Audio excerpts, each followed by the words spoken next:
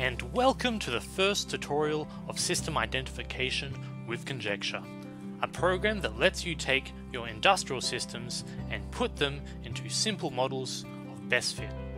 To get your own copy of Conjecture, go to systemident.com. Let's get some data. Type System Identification DAISY into Google. We're going to get the data for the CSTR continuous stirred tank reactor just here. Okay, I'm going to click the description to get more information on the data. It looks like the data has 4 columns. The first one's a timestamp. Second column's the input flow rate in liters per minute.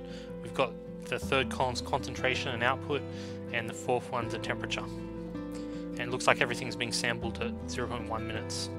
Before we begin, we need to format our data we have just downloaded.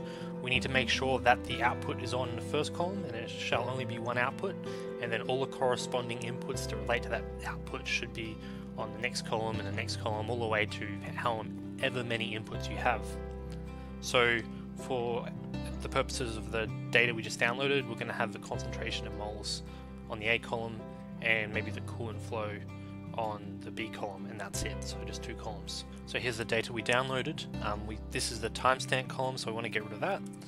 Next we have the flow rate, so that's going to be useful for our input, so we'll leave that there. This is a concentration, which is our output, so we're going to want that, so I'm going to put that in the first column. And finally, we don't need the temperature, so we'll delete that. And now our data is formatted and ready to go. Save the data under a CSV file. I thought it would be good to get a bit of visualization on the continuous stirring tank reactor.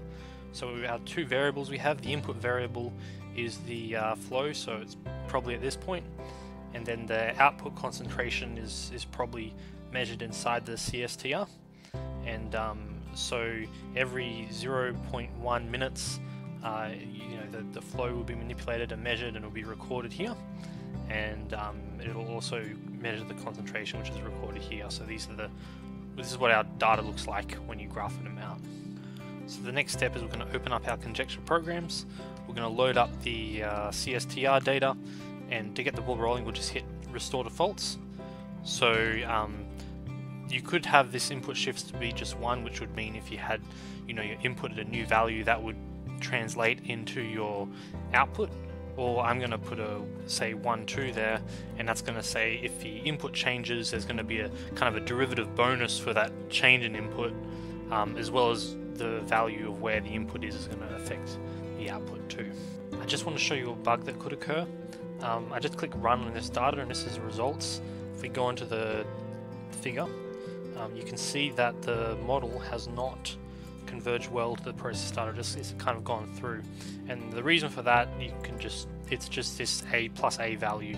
The initial guess is not letting it converge, so this was a bit under our general process data, so we're just going to change this here to a 2, and then we might keep it at 2 and we'll run it again. Okay, so we'll just change it to a 2, and we'll click run. Okay, so here's the results. We'll go to the figure and we'll have a look again. So as you can see, it's converged a lot better. The model follows the process data, which is a good sign, so we're quite happy with that. Here's an example of how to interpret the hypothesis equation with solutions. So we'll just take all these solution values, and they pretty much just go in this kind of order. So you kind of end up with the kind of first value is going to be your A, which is just there, then B, and C, and always a little a here. The shift part is always going to be at the end, if you've ticked this box. Okay, so now we're going to try the 2 shift, and don't forget I've got to make that a 2 there. Calculate. Okay, here's our results for the 2 shift. Let's have a look. It looks like it's converged. Yep, satisfactory. Alright. So now let's do the 3 shift. Calculate. Okay, here's our results for the 3 shift. We'll have it, check it out. Yep, it seems to have converged well. Okay, so I've gone ahead and done 4 shift to 6 shift. So I'll have a look at all our results, and if we look at like the best kind of model fit we have was the 4 shift, and after that was the 1 shift, but you see the solution is slightly different.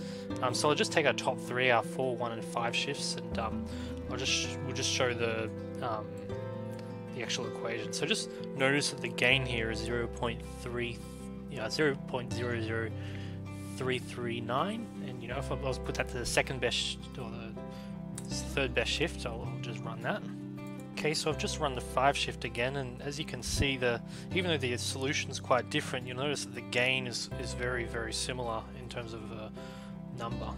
Okay, so once more I've run the 1 shift, and you can see the gain again, even though the solution's quite different, the gain is exactly quite similar as before. Okay, before we finish, I just want to give a quick tutorial on how the gain works. So if you had, say, the outputs given by this column or this here, and we have an input and it just steps up to 10, you'll find that your output will steady state to 20 with a gain of 2. If we made the gain 1, you know, it will steady state to 10, you know, and you see the pattern here. If we made it 4, so it will be 4 times 10, which will steady state to 40. So that's how the gain works.